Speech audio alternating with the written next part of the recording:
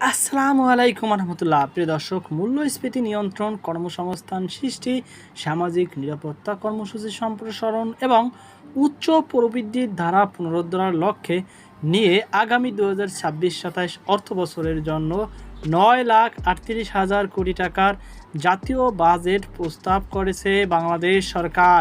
চলতি অর্থবছরের তুলনায় প্রায় 1,48,000 কোটি টাকা বড় এ বাজেটকে দেশের ইতিহাসে অন্যতম উচ্চবিলাসী বাজেট হিসেবে বিবেচনা করা হচ্ছে।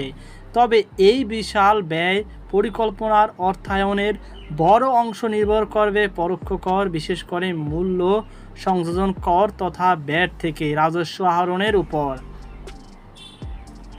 অর্থ মন্ত্রণালয় সূত্রে জানা গেছে, আন্তর্জাতিক মুদ্রা তহবিলের IMF ঋণ কর্মসূচির শর্ত পূরণ, রাজস্ব জিডিপি অনুপাত বৃদ্ধি এবং নতুন রাজনৈতিক বাস্তবতা নির্বাচনী অঙ্গীকার বাস্তবায়নের লক্ষ্যে সামনে রেখে বাজেটের রূপরেখা তৈরি করা হয়েছে।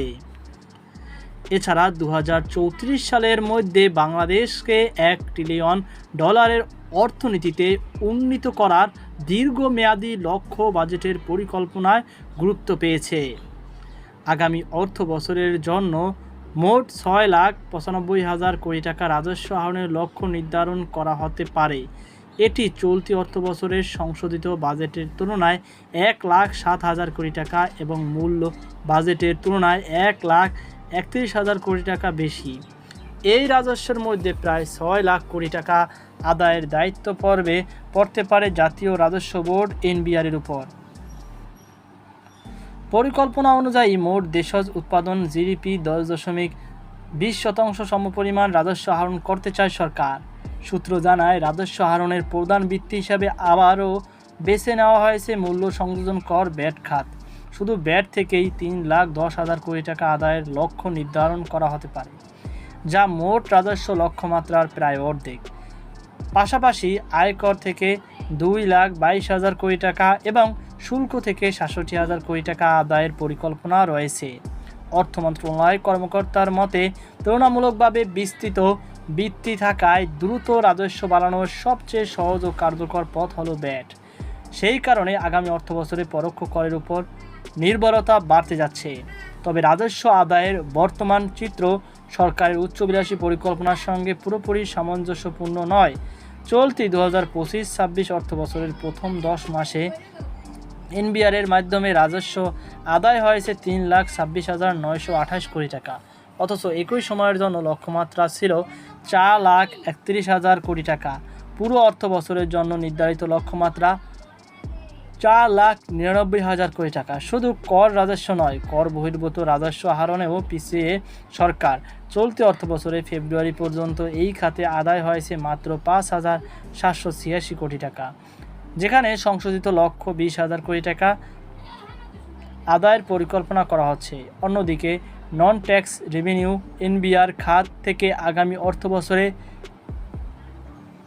66,000 কোটি টাকা আদায়ের লক্ষ্য নির্ধারণ করা হতে পারে।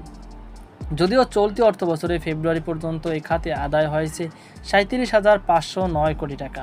সামগ্রিকভাবে চলতি অর্থবছরের মোট রাজস্ব আয়ের সংশোধিত লক্ষ্য 5,88,000 কোটি টাকা হলেও ফেব্রুয়ারি পর্যন্ত আদায় হয়েছে মাত্র 2,93,919 কোটি টাকা। ফলে আগামী অর্থ বছরের জন্য আরও বড় লক্ষ্যমাত্রা নির্ধারণ কতটা বাস্তবসম্মত হবে তা নিয়ে প্রশ্ন উঠেছে অর্থনীতিবিদদের মধ্যে। ব্যয়ের বড় পরিকল্পনা। সংশ্লিষ্ট সূত্রে জানা যায়, নতুন অর্থবছরের বাজেটে দারিদ্র্য বিমোচন, কর্মসংস্থান সৃষ্টি, মানব সম্পদ উন্নয়ন এবং মূল্যস্ফীতি নিয়ন্ত্রণকে সর্বোচ্চ অগ্রাধিকার দেওয়া হচ্ছে। পরিকল্পনা অনুযায়ী পরিচালনা ব্যয় সহ অন্যান্য খাতে 6,38,000 কোটি টাকা ব্যয় ধরা হতে পারে।